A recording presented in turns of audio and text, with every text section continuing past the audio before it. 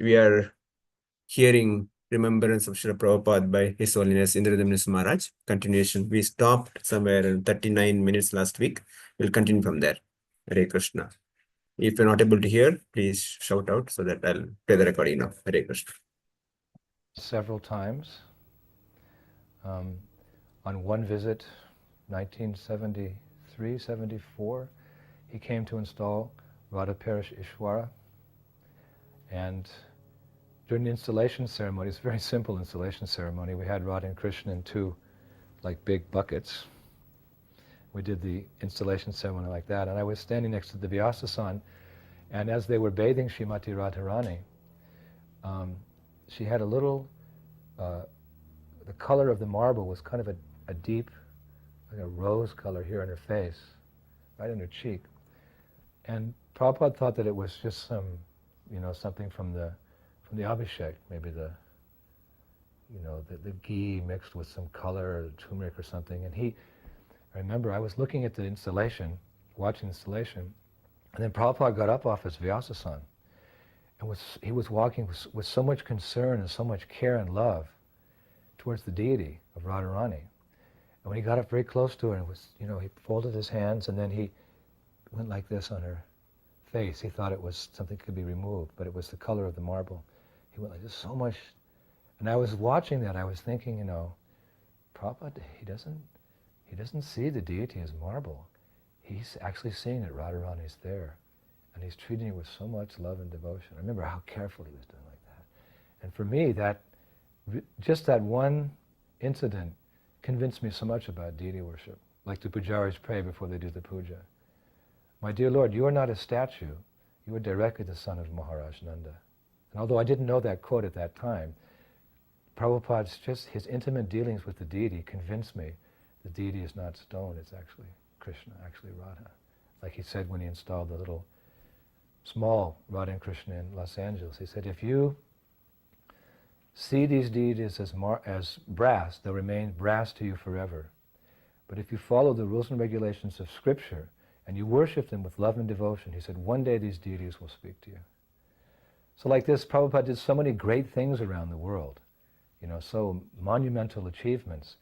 But because he was a pure devotee, the little things he did were also wonderful. Like Krishna is greater than the greatest and smaller than the smallest. So his pure devotee, by the Lord's grace, is able to do huge things. But even the small things he does, because they're imbued with pure devotion to the Lord, they're also very significant and very endearing and captivating. So, like when Prabhupada would play kartal, the way he would move his fingers and the way he would chant, this is just always captivating for me. He was doing them in pure devotion for Radha and Krishna. The next year, Srila Prabhupada came back, and we were very enthusiastic to receive him because we've been worshiping Radha and Krishna for 1 year now, so we had new outfits and the temple was repainted. We actually had a marathon going on. And part of our marathon, to collect funds for renovating everything for Prabhupada's arrival, we would go into the metros, the underground, and we would distribute, we had a little pamphlet on chanting Hare Krishna, something like that. And it was a competition. Bhagavan said, a competition. The first 2 persons who win the marathon, they'll get to bathe Prabhupada's feet.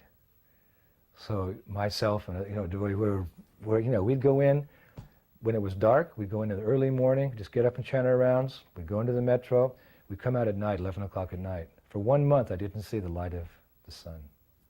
For 1 month, we'd sleep, on the chairs in the metro if we were tired. We'd eat down there, and we'd just going. And I was sleeping maybe 3 or 4 hours a night for 1 month. I wanted so much to wash Prabhupada's feet, because I'd heard the dust of the lotus feet, the water that washes those feet, the remnants of his prasadam are very conducive for advancing in Krishna consciousness. I was determined, beg, borrow, steal, I'm going to get that mercy.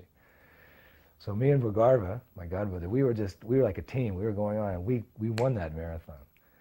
So we went out a few extra days, and we distributed many pamphlets, small books. We went out and we got extra big bowl for silver for washing Prabhupada's feet, extra big pitcher, because we had a plan. So Prabhupada came that year, and it was a big reception at Orly Airport, and we brought Prabhupada to the temple, and myself and Bhagarbo, we'd had our big silver bowl and our pitcher filled with warm water and rose water and petals. And then Prabhupada came in. He saw the deities, but he sat down to receive the Guru Puja. And I put the bowl there. Bhagarba started pouring the water, and I was Prabhupada's feet like this. I was thinking, wow, this is the perfection of my life. Touching the feet of a pure devotee. Gathered all that water. It was big thing, liters, water, Charnamrita. And then our plan. So the kirtan was raging. So I said, okay, 1, 2, 3, let's go. So we took that bowl, and I was carrying it, we ran upstairs, and I had the key to the president's office in my pocket. And some of the brahmacharis, they figured out what we were doing. So there was like this group of brahmacharis following us up the, because usually you take that water and you throw it on everybody's head like this, and give some, no, we wanted every drop of that. So we ran upstairs to the first floor and ran into the office. I turned and slammed the door just in time and locked that door. And boom, boom, boom, boom, boom, you could hear the brahmacharis piling into the door, and they were banging, "We want the nectar, we want the nectar." So we sat down. We each had a cup, brand new cup in our pocket. We took our cups out, and we sat down. We were at the door behind us. You could, brahmacharis were at the door like this, I said to Bhagarba, "Do you feel something?" He said, no. Yeah, me either, nothing to worry about. I said, let me do the honors. So I took that cup and I put it in the Charnamrita. And then I gave it to Bhagarba, and I put my cup in like that. And then we cheers. We began drinking very slowly. I savored every drop. And I was just remembering that, the water that washes the lotus feet of a pure devotee, the water of the spiritual masters, there's so much mercy there. And I was drinking we took our time. And the kirtan was still going downstairs, and we just kept drinking and drinking. And I don't know how 2 young men could drink that much water, that much Charnamrita. It was a lot. We just kept drinking. And there was a couple drops left at the end, so I said, separately, I took that last drop, he took that drop there, and we sat back. Oh. I think that's probably the reason I'm still in the International Society for Krishna Consciousness. We get that mercy.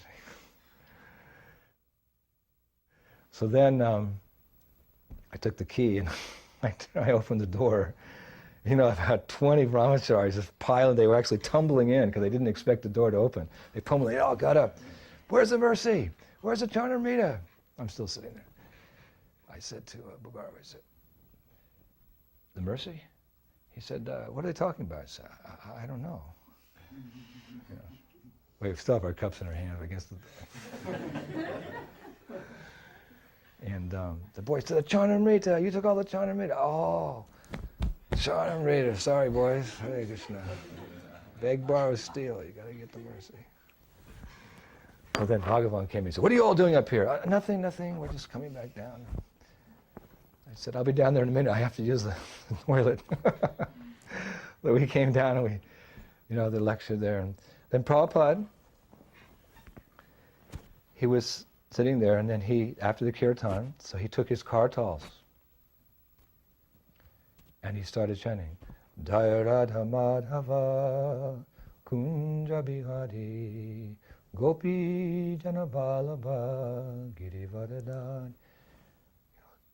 Hearing Prabhupada sing about the spiritual world, about Radha and Krishna, Giri Govardhan, Jamuna, everything around us just stopped. We were just mesmerized by this, entering into the spiritual world through Prabhupada's transcendental sound vibration. Prabhupada was looking at Radha Parisishwara. And then suddenly, Prabhupada started shaking. Kunja Biha, like this. And I thought, oh no, Prabhupada's sick. Something's happening. Kunja Biha. And he stopped. And I was sitting just this far away from Prabhupada, right in front of the Vyasa-san. And I noticed Prabhupada's eyes just welled up with tears. They also overflowed with tears, and they were flowing like this. Like we hear, "Oh Govinda, feeling your separation, I'm considering a moment to be like 12 years." Tears are flowing from my eyes like torrents of rain. So it wasn't just some little tear. They were flowing like this.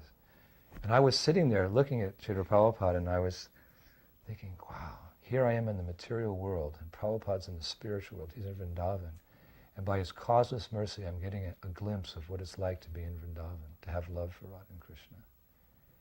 And that's another impression which is, forever etched within my heart, like they say, lines etched in stone.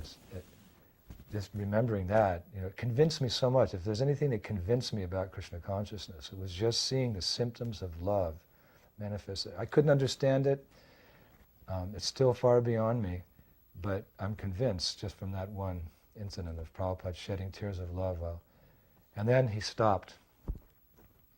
He opened his eyes, he said, "Chant Hare Krishna." So we started chanting again, and then Prabhupada gave his very short lecture, and then he went upstairs. We were in Geneva, and Prabhupada came, and after the reception, we came upstairs, and Guru Gauranga had purchased 2 bars of Swiss chocolate, light and dark. So he gave them to me, and he said, when Prabhupada comes up, ask Srila Prabhupada if he'd like some chocolate, because Swiss chocolate's the best chocolate. So I said, okay. And then Prabhupada came in his room, and we came and paid our obeisances, and Prabhupada was saying, kind of getting funny about the room, where's what in this. And I said, oh, Srila Prabhupada, we have some chocolate for you. He said, oh. I said, Guru Gauranga, he says that the Swiss chocolate's the best chocolate. I said, oh, so I'll try some. So I opened up the light one, and I broke a little piece, and I get ready. Prabhupada took it, and he tasted it. He said, oh, very good. And he said, and what? He pointed to the other. I said, and that? I said, this is a different, because this is dark chocolate, but it's maybe a little bitter. He said, no, we try. Took a, gave it to Prabhupada. He said, all right, Hare Krishna. Another time Prabhupada came to Paris, my traveling Sankirtan party was in the island of Corsica, in the Mediterranean, a French island. We were distributing books there. And Prabhupada came quite suddenly. I think he was ill in England, and Bhagavan went over to beg Prabhupada to come, and he spoke so nicely about the activities that were going on in France. Many books had been published and were being distributed, and the deity worship was going very nice. He didn't want to, pressure Prabhupada, but he just wanted to know he wanted Prabhupada to know how much the devotees were, how intensely they were serving, and how much they loved him. So then Bhagavan walked out of the room, and Prabhupada turned to one of his secretaries. He said, all right, we will go. He said, Bhagavan is the supreme controller. So that was kind of an unexpected visit. So we were in Corsica, and we received a phone call that Srila Prabhupada had just arrived in Paris, and we were to come up there immediately. And I was in the middle of giving a lecture in a yoga club, and someone came in and said, Prabhupada just arrived in Paris. You're supposed to come right now. I said, I'll finish my lecture. No, we want to go right now. We don't want to miss. I said, we'll finish the lecture. Prabhupada would want us to finish the lecture. This is our duty. So I finished the lecture, 10 or 15 minutes, and I said to the audience, my spiritual master, a pure devotee of the Lord, has just arrived in Paris, the capital of your country. I said, if any of you want to come with us, you can come and meet a pure devotee. So can any of you come? At the back, I'd seen him earlier, a man in uniform. Corsica's an island, so the French Navy's there. And he raised his hand. He said, yes, me and my family will come. He said, this is the first time we've been to a yoga center, but what you've said is very, very interesting, and I'd like to meet the person who's explaining this to you, your guru. I said, sir, who are you? He said, I'm an admiral in the French Navy. I said, you're an admiral in the French Navy? All right. He said, don't worry, I'll get off duty. I said, well, we'll leave in about a half an hour. He said, no problem. He went and made a few phone calls. He was in uniform. He just kind of got off work or something. His wife went back in their car, got a few belongings. I think they had 2 kids. Within a short time they were back, and we jumped in our Sankirtan van, and off we went with the French admiral in tow behind us. We drove, I think 12, 14 hours to Paris. We got there, and Prabhupada was just about to give a darshan. And, we were unshaved, unshowered, driving all night. We weren't going to miss, one moment of Prabhupada's association. So we came in the temple, and I told the devotees, I said, got a big catch here. Got an admiral. He has medals and everything. Like, come on up. So we came up, and Prabhupada just, one or two words just started, and the door opened, we walked in. I was so, I was just so happy I could, bring something to my spiritual master. That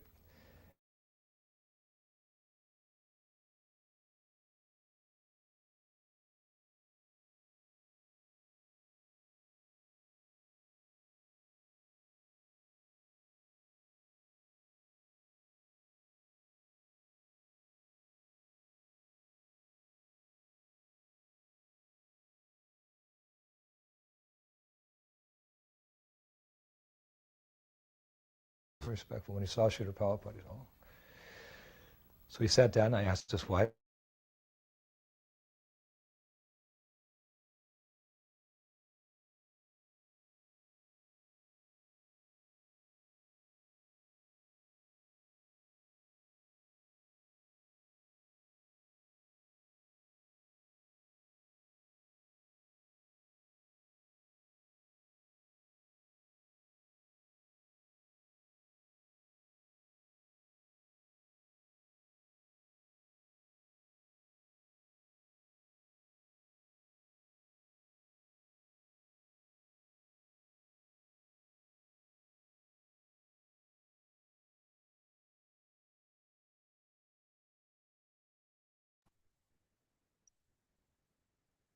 Hare Krishna. 1 second. I think internet is disconnected.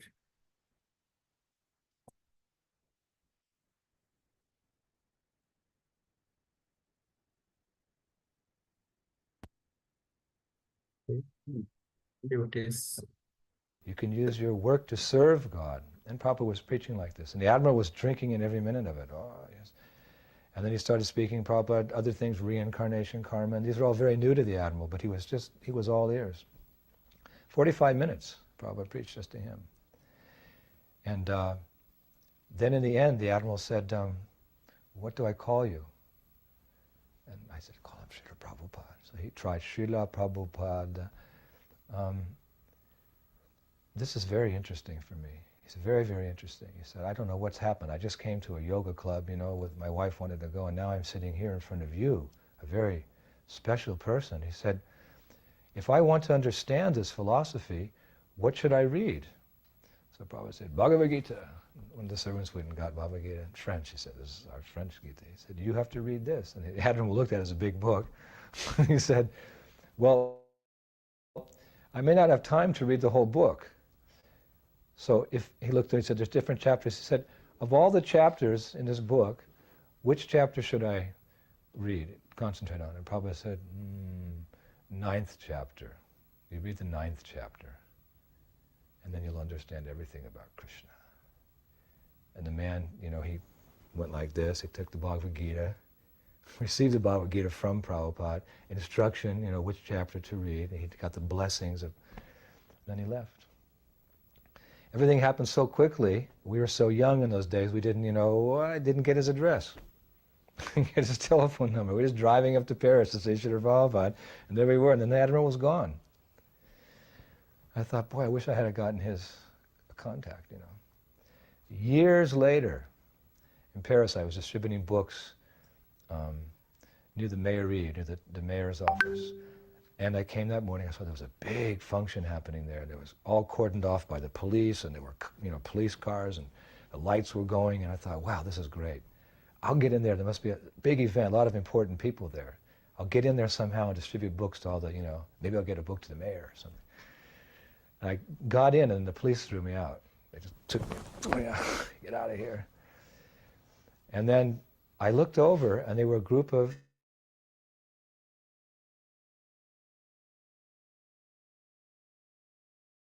roughly by the police officer. I looked, and who did I see? Admiral. was in his uniform. So he came over to the police. He said, "This boy can come. Let him come over." So I went over and I said, "Well, it's a good opportunity." I said, "Admiral, it's good to see you, and put a few books in the hands of the people around there, I actually didn't sell any books, but I said, "It's really good to see you again." He said, "Yeah." He said, "Not a day goes by I don't remember your spiritual teacher. Not a week goes by I don't read the 9th chapter of Bhagavad Gita." I said, "Thank you very much." And we shook hands. And then the police said, "All right, now it's enough. Out. You have to go." And I got under the rope and said, "Oh my God, again I didn't get his name and address." But I figured it was by Krishna's mercy this man was able to meet a pure devotee once, twice, and that will again give him the opportunity, some devotional service he did to meet Prabhupada again. On one morning walk, this will be my last story, in one morning walk, well, again, it was another time that Srila Prabhupada came to Paris, and we were making preparations for Prabhupada's arrival. And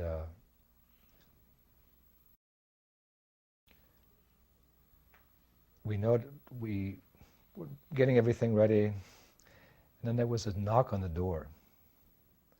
It was about 3 days before Prabhupada's arrival. There was a knock on the door. Guests would just come and knock, and we'd open the door. There was this, we call them in French clochard, like bum, dirty, disheveled, probably hadn't bathed in weeks. Hair was all matted by dirt and crust, and eyes intoxicated. Food. He wasn't very old. He was maybe a young man, 18 or 19. And I said, I guess a little prashad, I won't come in. No. You have to bathe or something, you're too dirty. Food. Food. And then they went away. And then I went out for a japa walk later in the afternoon, and I was walking along the Avenue Foch. And that's a big, our center, Quai-de-Villersur, Fort-de-Villersur, was in a very nice area of Paris. So I went on Avenue Foch, ran right into the Champs-Élysées and the Arc de Triomphe, like that. Very nice, prestigious boulevard. I'm walking, and I hear this noise in the bushes, like that. And I looked in the bushes, there was this boy, and he'd made a little place for himself there. I'd heard later from devotees that he'd been there for a few days. He had like some newspapers down the ground. He was sleeping there, making some noises. And the next day I came by, and he kind of popped out of the bushes. Food! I said, "Come to the temple, we'll give you some prasad." Anyway, other devotees heard about him, and we nicknamed him Pigpen. Charles Schultz had that character, Pigpen, because actually he was like Pigpen, flies. So I forgot about it, then Prabhupada came. And one morning, Prabhupada wanted to take a morning walk on Avenue Foch. So, we were coming down, and suddenly out of the bushes lunged this boy. Devotees had been giving him prasadam, and maybe try, how those days try to deliver the whole, we preach it, maybe they were preaching to him, telling him some things, and he lunged out of the bushes at Prabhupada to grab Prabhupada's feet. And I don't know who it was, they said, "Get that boy!" And somebody dragged him and threw him back in the bushes or something. We kept walking, oh my God, that was Pigpen. Pigpen almost touched Prabhupada's feet. The walk continued. We went a long way. We came back, went around the lake, and we came back, and everybody was on the morning walk. Just the pujaris were on the altar, addressing the deities. Prabhupada was going to come back for Govindam prayers. So we came back, and I noticed, because, we'd closed the door, because I didn't want anyone to come into the temple, the door was open. Somebody had come in while we were away. He left it open, wide open. We came into reception with Prabhupada. we came into the temple room, and I was right next to Prabhupada. We walked into the temple room, and there was Pigpen. And he lunged and he grabs Prabhupada's feet. And somebody says, "Get that!" And Prabhupada says, "No." And Prabhupada let him hold his feet. And Prabhupada put his hand on his head. He said, "That's all right, my boy, that's all right. Hare Krishna, Hare Krishna." Massaging Pigpen's head. It's all right, it's all right. And you could hear a pin drop. The devotees nobody was moving. They're just, whatever position they were in, they're just stunned and they're watching. It's all right, my boy. And then Prabhupada said, "All right, Hare Krishna." And then Pigpen kind of fell back. And then, Govindam Hare Purusham Dhamma, like this. And then the temple was crowded and Pigpen was sitting in the middle of the floor. And then Prabhupada sat down and, nobody would dare move him out of the temple room because we'd seen how Prabhupada was so affectionate towards him. So Prabhupada sat down, he started giving class and everything, and then the class was over, and then everybody kind of went, and then somebody said, "Well, Pigpen should leave." And some of the devotees said, No, Prabhupada gave him some mercy. Let's see. "So Pigpen, you want to stay?" Taking a lot of drugs. So some devotees want to throw him out, so I said, "Okay, take him upstairs and clean him up." They took him upstairs and gave him a shower, and and they put him in a dhoti, kurta, everything. I didn't recognize him when he came downstairs, but he still couldn't speak very good. So he just kind of stayed around, and he just kind of stayed around that day, and then he spent the night, and somebody, "We can't have him around, he can't do anything." And then Pigpen started doing like cleaning things. So he kind of endeared himself to devotees, like he started cleaning. And whenever we go to him, we'd say, "Pigpen, how you doing?" "Oh, Prabhupada saved me. Prabhupada saved me." "Okay, Pigpen." "Well, okay, yeah, Prabhupada saved me." So then he kept staying around and started chanting. Okay,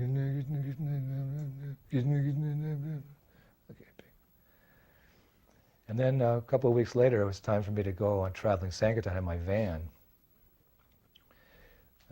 Went out, packed the van, the doors are open, we're packing the van there.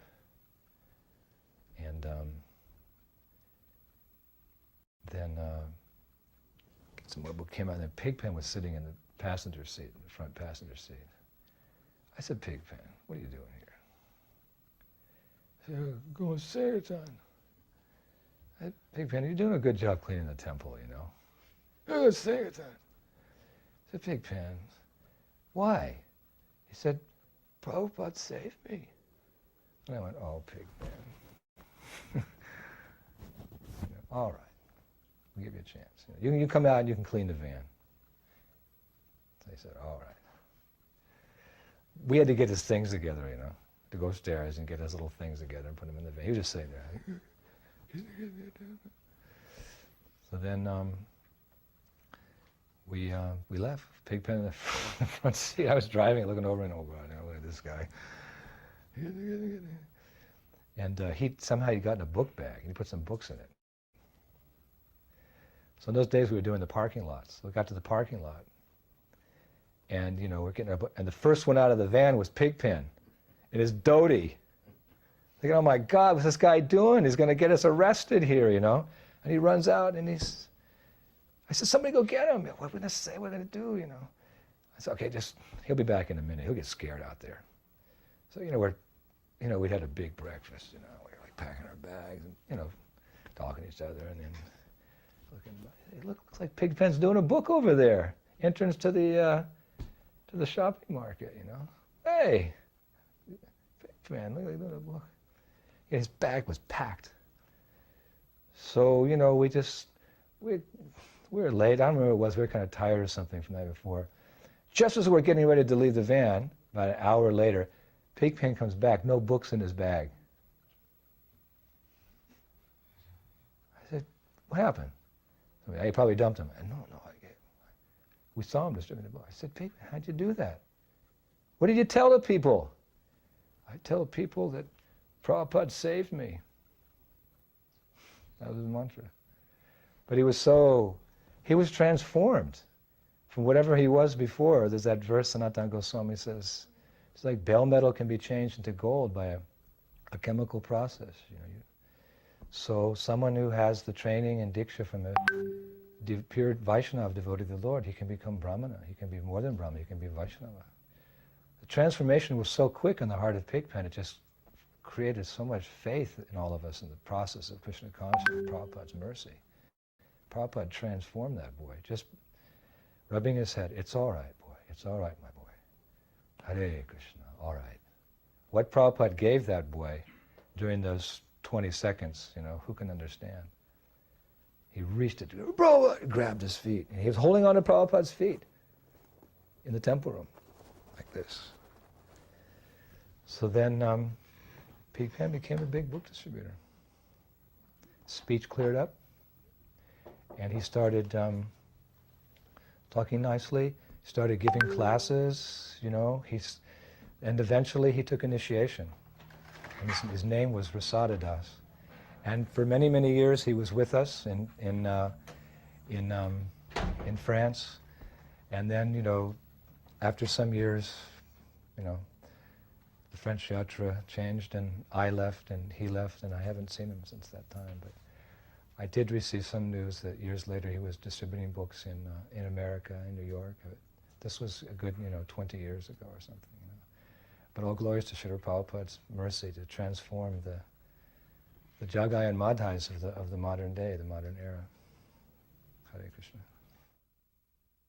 One time Prabhupada came to New Mayapur, and we also arrived late because we were doing traveling Sankirtan. Up to the last minute we were always doing our Sankirtan. So we arrived a little late, and Prabhupada was giving darshan on the lawn. And at the end, Prabhupada asked for questions. So I thought, well, if I ask a question, my spiritual master will see me. He'll know that I'm his disciple, I'm here. Because there were always so many devotees around, and we didn't get that much intimate association. So I raised my hand. I said, yes, Srila Prabhupada, I have a question. In your lecture, you were saying that the pure devotee of Krishna, he sees Krishna everywhere. Because of his love, he sees the Supreme Personality of Godhead everywhere.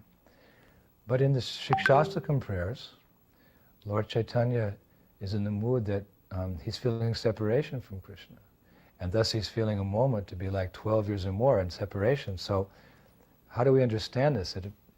That on one hand the devotee is seeing the Lord everywhere, but he's also feeling separation. So Prabhupada closed his eyes.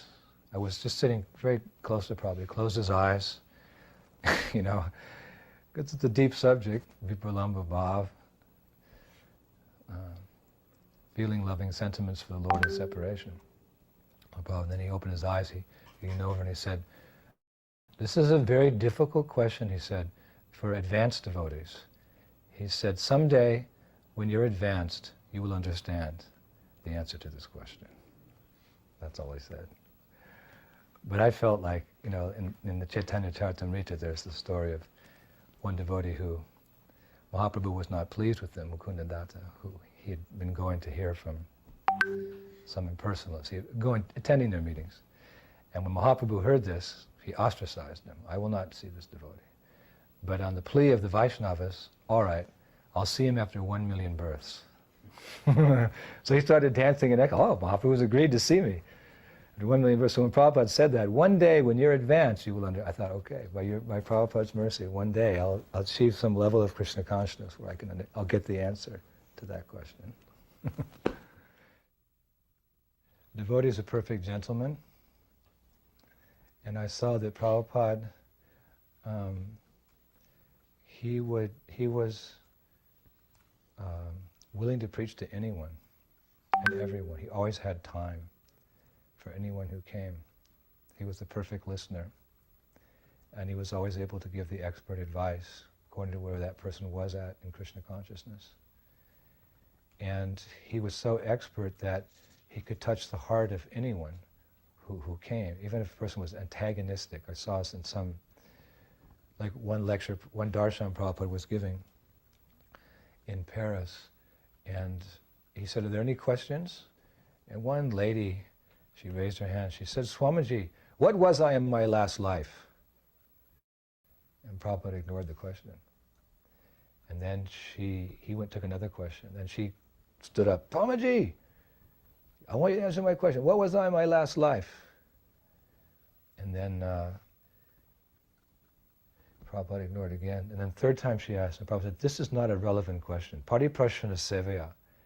Questions of the spiritual master should be relevant. How to advance in Krishna consciousness. How to render service to Krishna. He said, "It's not so important what you were in your last life, but what you'll be in your next life." And that got her. She said, "Oh, so what I can be in my next life?" And Prabhupada said, "You can be devotee of Krishna if you chant Hare Krishna, Krishna Krishna, Hare Hare, Hare Rama, Rama Rama, Hare." So like that, the times that I had in Prabhupada's association, I would see whether it was an admiral or it was a boy who was, a hippie boy, or whether it was a scholar, or whether it was just a mother of a devotee.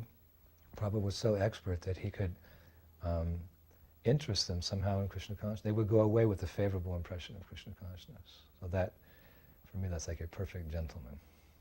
He knew how to deal with people. Although Prabhupada could become angry. In a big Pandal program in Bombay, I wasn't there personally, but Giriraj Maharaj told me Prabhupada became very angry when one boy said that he was God. Krishna was not God, he was God. In front of 50,000 people, Prabhupada exploded. "You are not God, you are a dog." He became angry, defending his beloved Krishna. And many people walked out of that Pandal program because they were thinking, what kind of sadhu is this? But this is sadhu. If one really loves Krishna and Krishna is blasphemed, then the devotee will stand up to defend his beloved. So Prabhupada knew how to react in every situation to give Krishna conscious instruction to that person.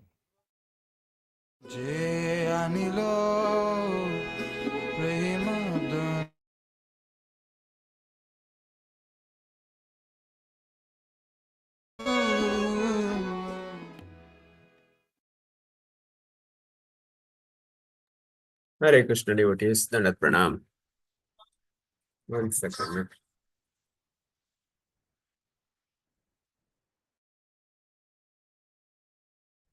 Hare Krishna, Dandat Pranam. So, wonderful narration of Srila Prabhupada's pastimes by His Holiness Indradumna Maharaj. So, devotees, anybody want to share any comments, feedback, realization, please go ahead. Jai Mai Prabhu, thank you. Hare Krishna. Anyone else want to say anything? Can please unmute.